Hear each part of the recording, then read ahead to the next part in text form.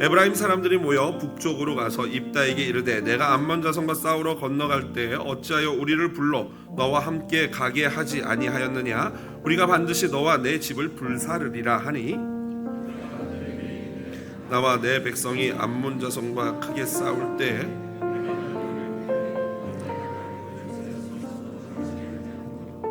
나는 너희가 도와주지 아니하는 것을 보고 내 목숨을 돌보지 아니하고 건너가서 암몬 자손을 쳤더니 여호와께서 그들을 내 손에 넘겨 주셨거늘 너희가 어찌하여 오늘 내게 올라와서 나와 더불어 다투고자 하느냐 하니라.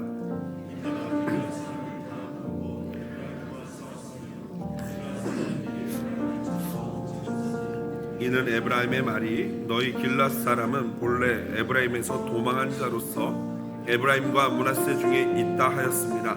길앗 사람이 에브라임 사람보다 앞서 요단강 나루턱을 장악하고 에브라임 사람의 도망하는 자가 말하기를 청하건대 나를 건너가게 하라 하면 길앗 사람이 그에게 묻기를 내가 에브라임 사람이냐 하여 그가 만일 아니라 하면 발음하라 하여 에브라임 사람이 그렇게 바로 말하지 못하고 시폴렛이라고 발음하면 길앗 사람이 곧 그를 잡아서 요단강 나루턱에서 죽였더라. 그때 에브라임 사람의 죽은 자가 42,000명 다같이요 입다가 이스라엘의 사사가 된 지 6년이라 길앗 사람 입다가 죽음에 길앗에 있는 그의 성읍에 장사되었더라. 아멘. 오늘은 사사기 12장 1절로 7절 본문 말씀 가지고요 방아쇠를 당기는 사람들이라는 제목으로 말씀의 은혜 나누도록 하겠습니다. 여러분은 여러분 자신을 잘 알고 있습니까? 옆에 분에게 한번 물어보시죠. 당신은 당신 자신을 잘 알고 있습니까? 잘 안다고 하시는 분들 한번 확인해 보겠습니다. 한번 여러분 생각해 보십시오. 나의 감정을 폭발시키는 단어나 상황이 있다면 그것이 무엇입니까?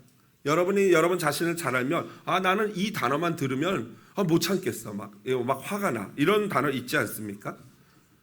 이 부부간이나 연인, 가족 간에 소위 상대방의 감정의 폭발을 일으키는 트리거가 되는 단어가 무엇인지 알아야 그것을 건드리지 않고 그러므로 말미암아 감정 폭발로 인한 소모적인 다툼을 피할 수 있는 것입니다. 사실 어떤 경우에는요 고의적으로 이 단어 요거 들으면은 내 와이프가 내 남편이 폭발하는데 싸우다 보면 고의적으로 일부러 어떻게 해요? 그 단어를 입에서 확 내뱉는 경우가 있잖아요. 그게 우리 인간의 악한 본성이죠. 2009년 제30회 청룡 영화제 최우수 작품상에 빛나는 봉준호 감독의 마더라는 영화는요 엄마 역에 우리 김혜자 권사님이 엄마 역을 감당했고요 28세의 장애가 있는 아들 윤도준 역에 원빈 씨가 주인공을 맡아서 굉장히 화제가 되었던 영화입니다. 그들의 마을에 한 여고생이 살해되고 폐허 집의 옥상에 그 시신이 이렇게 전시가 되는 살인사건이 발생합니다. 현장에서 발견된 증거들은요 모두 다 이 도준이가 범인이라는 것을 지목하고 있지만 정작 도준이 그 아들은 자신이 어떤 일을 했는지조차 자신이 어떤 상황에 있는지조차 알지 못하는 상태입니다. 엄마는 아들의 무죄를 주장하며 스스로 아들의 결백을 밝혀내려고 증명하고자 고군분투합니다. 하지만 점점 사건의 진실에 다가가면 다가갈수록 자신의 아들이 범인일 수도 있다라는 의구심을 지울 수 없습니다. 하루는 교도소에 있는 아들에게 면회를 갔다가 그날 사건 현장에서 고물상 아저씨가 있었다라는 이야기를 듣고는 엄마는 고물상 아저씨를 찾아갑니다. 본인의 신분을 숨긴 채로 고물상 아저씨와 대화를 하던 가운데 그 아저씨가 자신의 아들 도준이가 여고생을 죽이는 장면을 목격했다는 얘기를 듣자마자 엄마는 폭발하면서 그 고물상 아저씨를 죽여버립니다. 그리고는 그 아저씨의 집과 함께 그 죽인 시신을 불태워버립니다. 아들을 향한 광기 어린 엄마의 집착이고 사랑이죠. 그런데 그러던 중에 엄마에게 경찰서 형사에게서 전화가 옵니다. 어머니, 살해한 진범을 잡았습니다 라는 소식이었어요. 어머니는 바로 달려갑니다. 그래서 잡혀있는 진범을 보니까 잡혀있는 진범은 자신의 아들 도준이보다도 더 정신 지체가 심각한 다운증 후군을 앓고 있는 청년이었습니다. 그러자 엄마는 그 청년에게 이렇게 묻습니다. 너는 엄마 없어? 너는 엄마 없어? 라고 물으면서 그 아이가 엄마 없다는 대답을 네 하는 대답을 듣고는 김혜자 씨는 엄마는 하염없이 눈물을 흘리고 자신의 아들과 집으로 돌아옵니다. 집으로 돌아온 도중과 엄마의 대화입니다. 엄마가 아들에게 물어봅니다. 그런데 왜 그 살인한 애는 죽은 여고생을 힘들게 옥상에다가 그 시신을 옮겼을까? 그러자 아들 도준이 이렇게 대답합니다. 피를 많이 흘리니까 사람들이 빨리 보고 도와달라고 그랬겠지? 라고 무뚝뚝하게 대답을 합니다. 그리고 영화는 막을 내립니다. 여러분이 생각할 때는 누가 범인 같습니까? 사실 아들 도준이는요, 그 죽은 여학생과 집 방향이 같아서 그 여학생을 졸졸 따라가게 됐는데 그 여학생이 졸졸 따라오는 그 도준이를 향해서 그의 트리거 단어인 바보라는 단어를 썼어요. 이 바보야! 라고 하면서 그 여학생이 이만한 돌을 던집니다. 그러자 도준이는 바보라는 단어를 듣자마자 폭발을 하면서 다시 돌을 잡아서 그 여학생에게 던졌는데 그것이 우연히 그 여학생의 머리에 맞고 그 자리에서 그 여학생이 죽게 된 것입니다. 바로 바보라는 단어가 이 도준이에게는 트리거였던 것이죠. 이러한 특정 상황이나 특정 단어가 우리의 방아쇠가 될 수 있습니다. 영화처럼 극적이지는 않지만 우리 삶의 크고 작은 분쟁들이 사실은 이 단어 하나, 이 트리거로 말미암아 발생하는 경우들이 많이 있죠. 이 마더라는 영화의 시작과 끝은요, 굉장히 기괴하기로 소문이 나 있습니다. 우리 김혜자 권사님이 이 들판에서요, 밑도 끝도 없이 막춤을 춰요. 혼자서. 이러면서 그냥 장르도 없어요. 그냥 이렇게 막 춤을 춰요. 마치 약간 미친 사람처럼요. 이것은 바로 앞으로 펼쳐질 이야기에 대한 예고죠. 이제 잠시 후면은 여러분들이 보기 불편한 엄마의 빗나간 광기 어린 사랑이 시작될 것입니다. 그 엄마에게 있어서 트리거는 바로 또 그 바보 아들 도준이었던 것입니다. 여러분, 어느 집단에 상처가 있는데 만약에 그 집단에 있는 상처가 건드려지게 되면요, 그 집단은 광기의 집단으로 변하게 됩니다. 오늘 본문 이야기가 딱 그렇습니다. 에브라임 지파는요, 므낫세 지파에 속한 길르앗 사람들의 트리거를 건드렸습니다. 그리고 그들은 폭발하지요. 먼저 오늘 본문의 이야기를 잘 이해하려면요, 이 에브라임 지파와 길르앗 사람들의 관계를 좀 이해해야 됩니다. 한번 지도 보면서 제가 좀 설명을 드리겠습니다. 몇 번 제가 이제 설명드리고 있는데요, 이스라엘은 12지파가 있습니다. 보시는 바와 같이 이게 다 12지파예요. 이 점선에 들어가 있는 지파가 12지파인데 이 12지파는 사실 야곱의 12아들들 아니겠습니까? 그런데 야곱의 12아들과 12지파는 살짝 차이가 있어요. 왜냐하면 먼저 레위 지파는요, 제사장 지파이기 때문에 땅을 아버지로부터 받을 수가 없어서 제외됐습니다. 그리고 요셉은요, 야곱이 자신의 장남으로 여겼어요. 11번째 아들이지만 요셉을 장남으로 여겨서 요셉에게 장남에게 주는 베네핏 2배의 땅을 줍니다. 그렇게 2배의 땅을 주기 위해서 삼촌들과 함께 학렬이 올라온 자들이 바로 이 에브라임과 므낫세예요. 므낫세와 에브라임은 사실은 요셉의 아들이죠.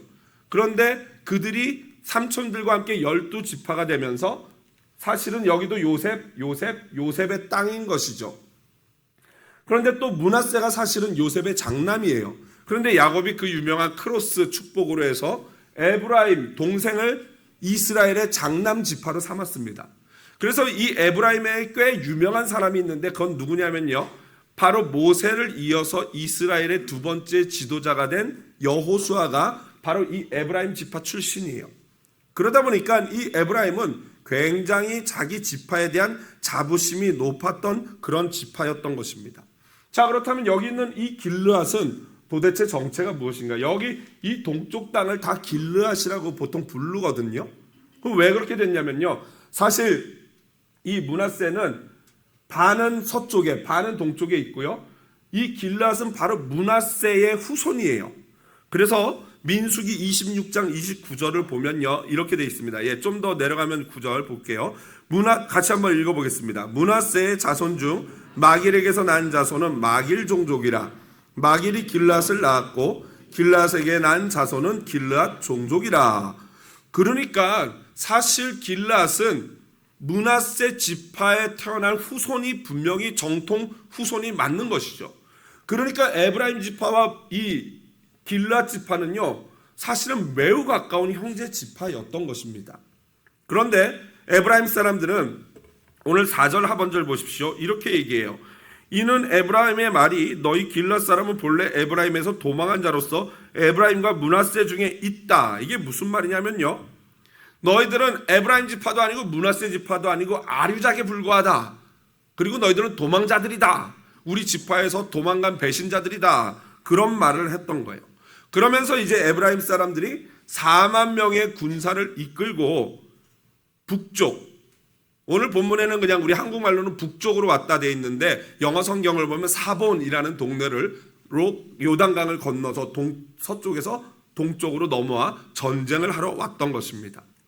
그러면서 그들이 입다라는 사사에게 컴플레인하는 게 뭐냐면요, 1절 하반절 보시면 첫 번째로 왜 암몬과 전쟁을 하면서 우리를 부르지 않았냐. 두 번째는 그러므로 우리가 너와 내 집을 다 불살라버리겠다라는 말도 안 되는 협박을 합니다. 그들이 이렇게 하는 이유는요, 그들의 교만함 때문이에요. 아까도 말씀드렸지만 에브라임 지파는 자기 지파에 대한 자부심이 넘치다 못해 뭐가 됐어요?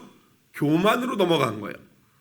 그러면서 특권 의식에 사로잡혀서 우리는 이렇게 해도 돼. 우리 지파는 이스라엘을 먹여 살린 지파였기 때문에 우리가 하는 거는 모두가 다 오라. 우리는 이렇게 해도 아무 문제 없어 라는 특권 의식에 사로잡힌 광기의 집단이 된 것입니다. 하지만 입다는요, 논리적으로 이에 대응합니다. 여러분, 입다가 큰 용사이기도 하지만 동시에 말 잘하는 변증가인 것을 이미 우리는 보았죠. 먼저 입다는요, 자신이 에브라임 지파 너희들한테 분명히 전쟁 나가기 전에 요청을 했는데 너희가 도와주지 않았다라고 사실관계를 바로잡고요. 두 번째로는 그래서 내가 목숨을 걸고 암몬 자손과 싸웠는데 하나님이 나에게 축복을 주셔서 은혜로 내가 승리했는데 너희들이 왜 지금 와서 나에게 시비를 거느냐. 이게 바로 입다의 입장이었습니다. 입다는요, 내가 목숨 걸고 싸워서 내가 이겼다라고 말하지 않고 나는 목숨 걸고 싸웠을 뿐이고 하나님이 나에게 승리를 주셨다. 그러니까 이 모든 것은 하나님의 은혜다라고 신앙을, 믿음을 고백합니다. 그런데 왜 에브라임 지파가 와서 나에게 시비를 거느냐, 이 말이죠. 여러분, 그래서 사람은요, 제3자적 입장에서 양자 간에 어떤 분쟁이 있거나 다툼이 있을 때는 한쪽 말만 들으면 안 돼요. 지금 에브라임이 거짓말하고 있는 거죠. 만약에 에브라임 말만 들었으면 입다가 이상한 사람이 되는 거죠. 그러므로 우리는 양쪽 이야기를 다 들어봐야 됩니다. 한쪽 이야기만 듣고 섣불리 판단했다가는 나중에 낭패를 당하기가 쉽죠. 에브라임이 거짓말을 했어요. 사실 에브라임 사람들은 이미 전가가 있죠. 사사기 8장에 보면은 기드온이 미디안 사람들과 싸워서 이겼을 때도 와가지고 똑같이 했어요. 다만 죽이겠다는 그런 협박은 안 했죠. 기드온이 세니까. 그런 협박은 안 했지만 기드온에게 와서 똑같이 불평을 하며 왜 우리를 전쟁에 부르지 않았냐라고 얘기했어요. 그런데 여러분, 지난번에도 말씀드렸지만 기드온은 금수저 집안 출신이라 그랬어요. 그래서 기드온은요, 정서가 풍성한 사람이에요. 그러다 보니까 에브라임 사람들이 말도 안 되는 걸로 트집 잡을 때 기드온이 어떻게 했습니까? 아유, 형님들 왜 그러십니까? 우리 므낫세 지파의 첫 번째 맛있는 포도보다 형님네의 맛없는 끝물 포도가 훨씬 더 맛있지 않습니까? 라고 겸손하게 자신을 낮추면서 에브라임 지파의 길을 살려줬어요. 그래서 다 전쟁이 일어나지 않고 평화롭게 분쟁이 마무리가 됐죠. 그런데 여러분, 입다는 어떻습니까? 기드온과는 전혀 다른 사람이에요. 입다는 흙수저 출신이고 본래 정서가 그렇게 풍성한 사람이 못 됩니다. 그리고 더 중요한 것은 지금 입다의 시기가 굉장히 안 좋죠. 여러분, 지금 입다에게 어떤 사건이 벌어졌습니까? 그렇죠. 지난주에 본문에 보면은 자신의 딸을 서원한 대로 하나님께 번제로 드렸단 말이에요. 물론 하나님은 그걸 받지 않으셨지만 그걸 모르는 입다는 그렇게 하는 것이 하나님께 옳다고 생각하고 실수를 한 거죠. 하나밖에 없는 무남 동료 딸을 불로 번제로 태워서 하나님께 드렸어요. 그런데 에브라임 사람들이 와서 뭘 이야기합니까? 너와 네 집안, 여기서 너와 내 집이라는 것은 너의 후손, 너의 자손이거든요.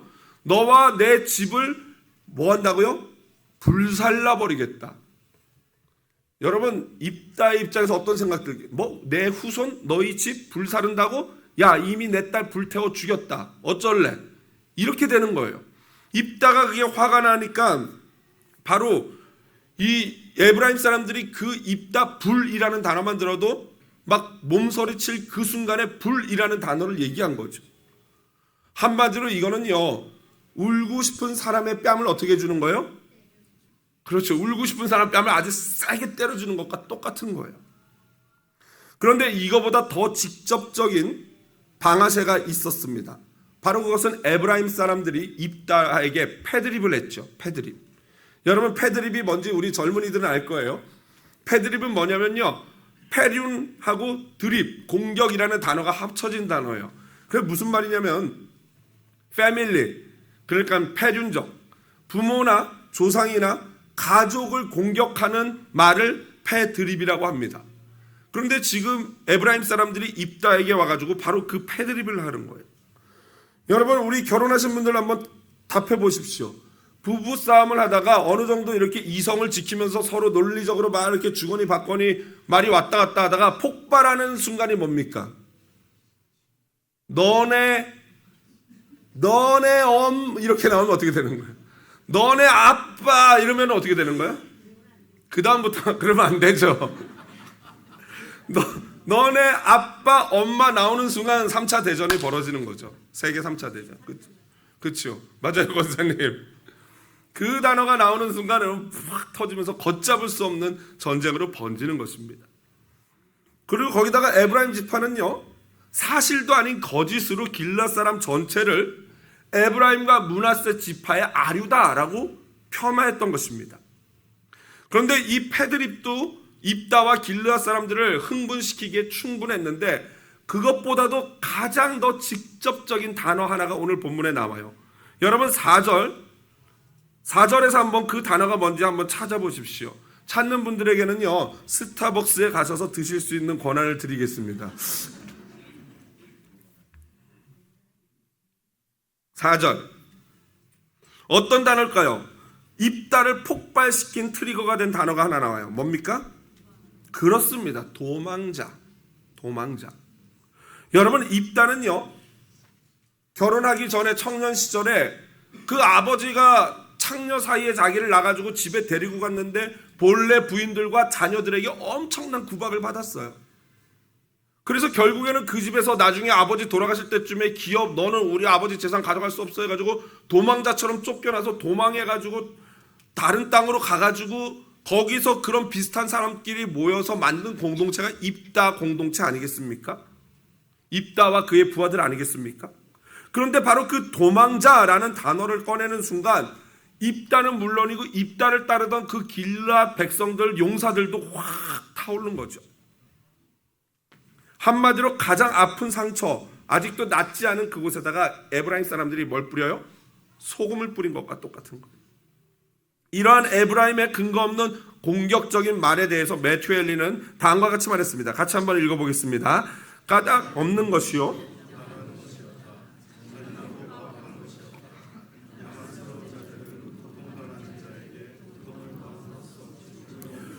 그렇습니다. 여러분, 악한 자들은요, 상대방의 아픔과 상처가 무엇인지 알면서도 거기에 소금 뿌리고 그것을 즐긴다는 거예요.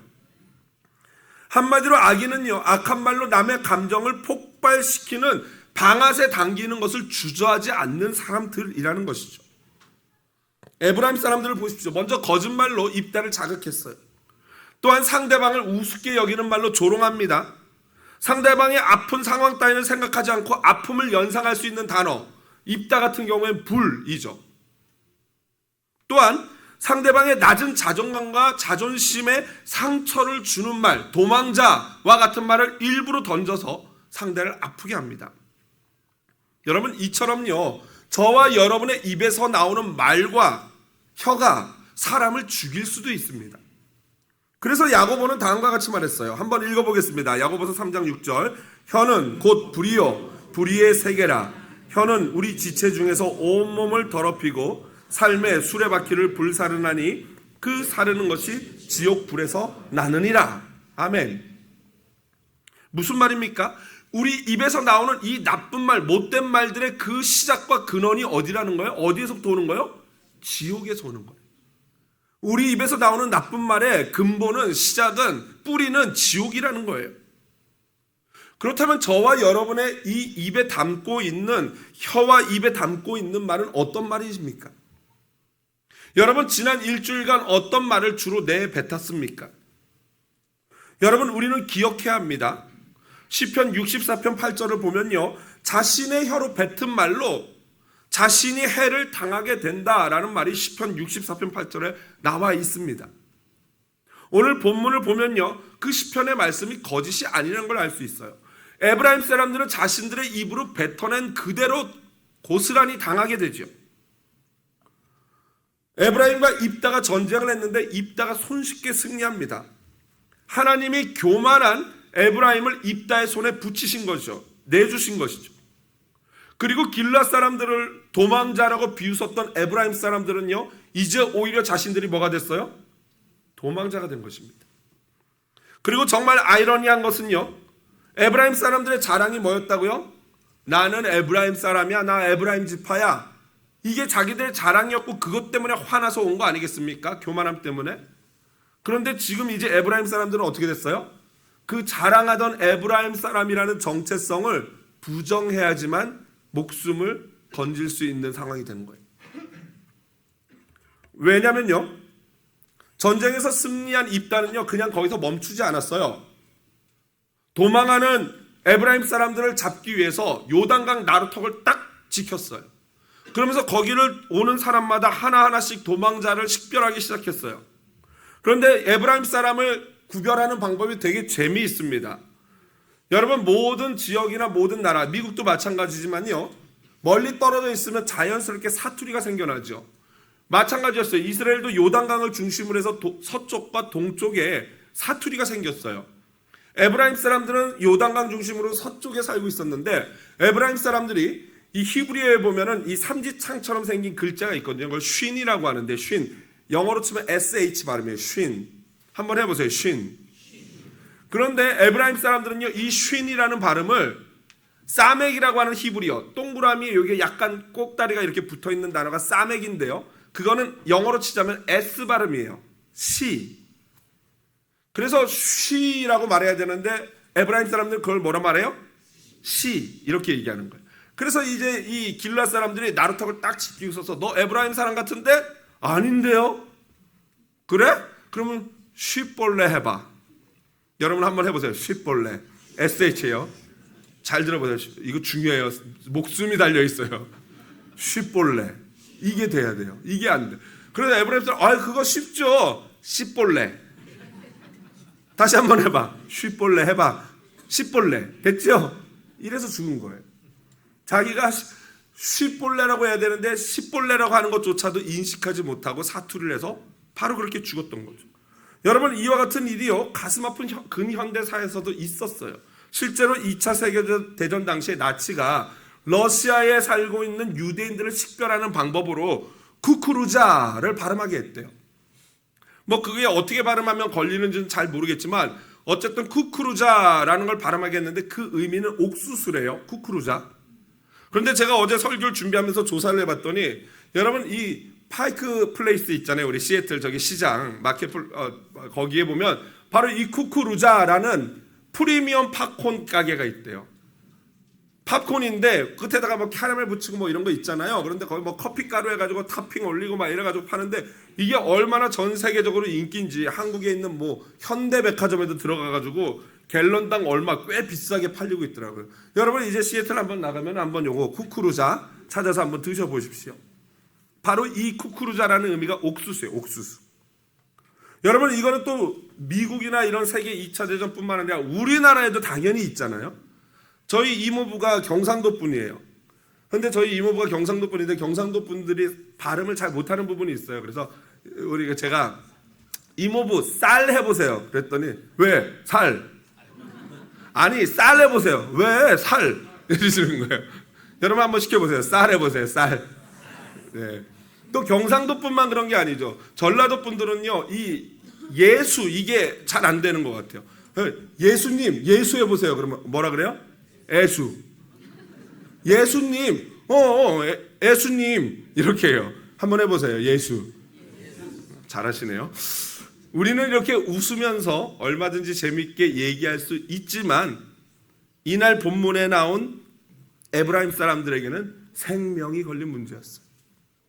이에 대해서 게리 필립스는 다음과 같이 말합니다. 한번 읽어보겠습니다. 입다가 에브라임 사람들과 대립한 것은 옳았고 그들과 충돌한 것은 유감스럽지만 이해할 만한 일이었다. 그러나 강 나루톡에서의 대학살은 이스라엘 역사의 오점. 정확한 지적이죠. 먼저 입다에게 와서 에브라임 사람들이 막 컴플레인한 것은요, 100% 에브라임 사람들 잘못이에요.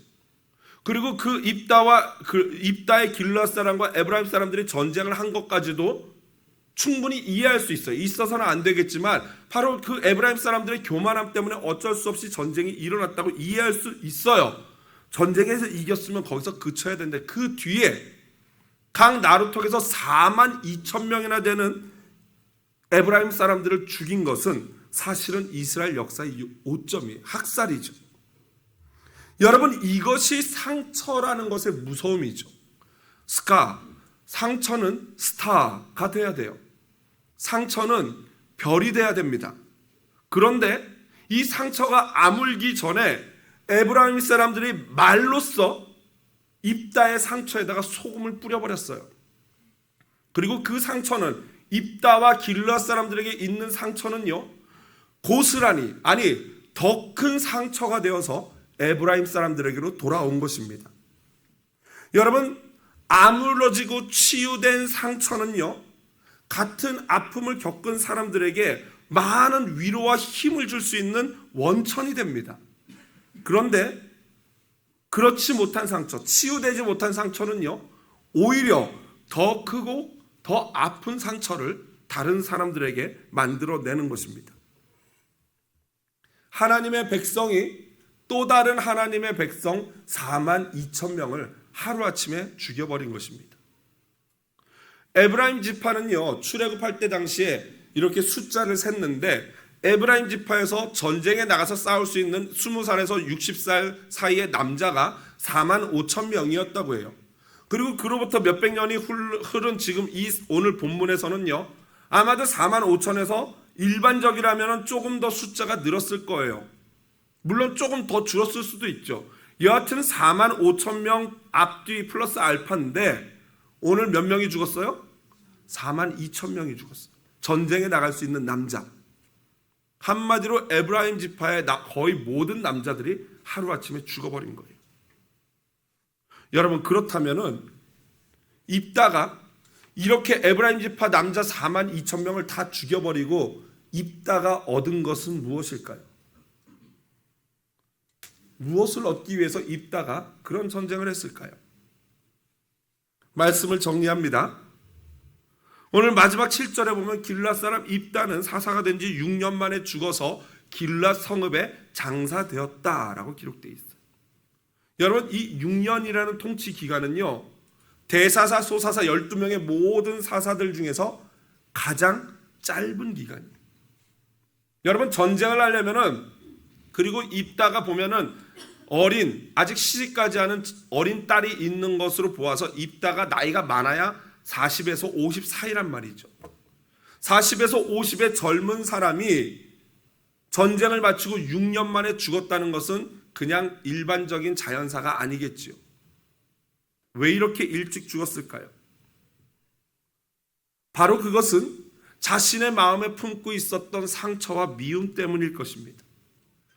딸을 살리지 못한 후회와 자신의 동족 4만 2천 명을 하루아침에 학살한 입다에게 여러분 샬롬이 있었을까요? 없었을까요?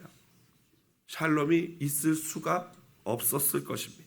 아마도 그는 죄책감과 괴로움에 술로 나머지 여생을 보내면서 폐인이 되어 죽었을 가능성이 크지 않을까 생각합니다. 이처럼 여러분 우리 마음에 있는 상처, 미움은요 4만 2천 명이라는 동족을 다른 사람을 죽일 뿐만 아니라 동시에 누굴 죽여요? 자기 자신까지도 죽이는 것입니다. 에브라임의 교만과 질투, 무례함 그리고 입다의 상처와 분노가 만나서 동족 상잔이라는 광기에 춤이 되었습니다. 이제 이스라엘의 적은요 이방인이 아닌 내 형제가 되어버렸어요. 시빌워, 내전이 된 것입니다.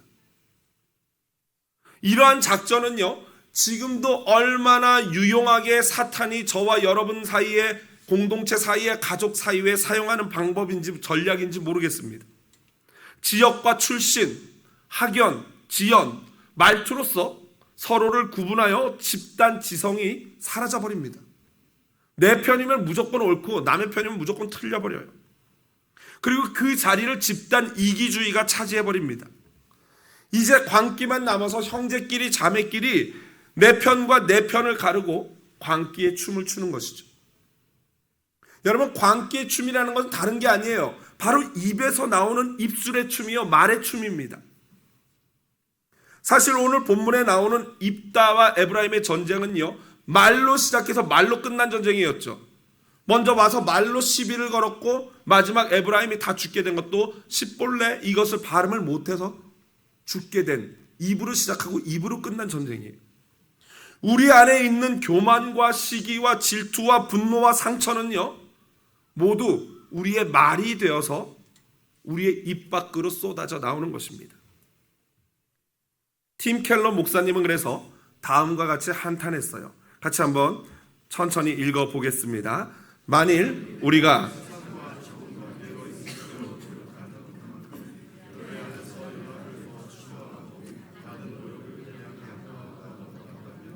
우리의 공동체들이 훨씬 덜 분열되고 훨씬 더 사랑이 넘칠 것이다. 우리는 질문해 봐야 한다. 너무 빨리 판단하는가?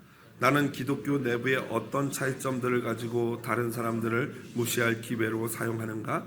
나는 누구를 용서하기를 거부하고 회피하기를 좋아하는가? 다시 말하지만 우리는 이런 일을 너무 자주 본다. 교회의 최대 문제는 교회다. 공감하시죠?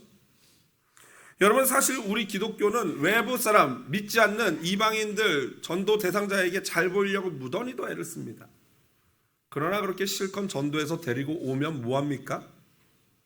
교회 안에서의 이러한 일들로 말미암아 많은 실망과 좌절감을 넘겨주죠. 여러분 교회의 최대 문제는 교회다. 정말로 정말 촌철살인과 같은 말이죠. 그런데 저는 이 말을요 이렇게 바꾸고 싶습니다. 교회 최대 문제는 누구예요? 나예요. 교회의 최대 문제는 바로 내 자신이에요. 그리고 교회 최대 문제는 내 자신 중에서도 나의 입에서 나오는 말 한마디 때문에 서로가 상처를 주고 받는 것입니다. 여러분 어떻게 해야 우리의 말이 아름답고 죽이는 말이 아니라 살리는 말, 생명의 말이 될 수 있을까요? 그 방법은요 바로 우리 마음에 있어요. 내 마음에 교만과 분노와 억울함과 상처가 가득 차 있으면 말이 어떻게 나와요? 교만과 분노와 질투와 상처의 말만 나오는 거예요. 내 마음 안에 사랑이 가득 차 있고 예수가 있고 하나님이 있다면은 우리의 말은 바로 사랑의 말, 하나님의 말, 예수의 말이 나오게 될 줄로 믿습니다. 오늘 우리 마음에 아버지의 마음이 충만하여 넓은 이해와 사랑의 말이 나오기를, 그래서 겸손과 사랑의 방아쇠를 당기는 참 그리스도인 되기를 주님의 이름으로 축복합니다.